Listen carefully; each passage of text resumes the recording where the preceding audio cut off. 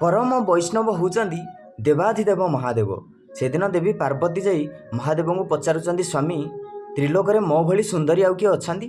महादेव कहउचंदी ना पार्वती तम भली सुंदरी त्रिलोक रे आउ केही नाहंती। ना प्रभु जदि मो भली सुंदरी जदि आउ केही नाहंती ताले आपण देह सारा पाउंस गुड़ा कहीं बोली होउचंदी। मते केते लोक केते कथा कहउचंदी, केते टाहीटापरा करूचंदी, केते थट्टा मजा करूचंदी। महादेव आज्ञा कहउचंदी पार्वती मु विष्णु को भारी भल पाए बोली मु मो देह सारा पाउंस बोली हुए।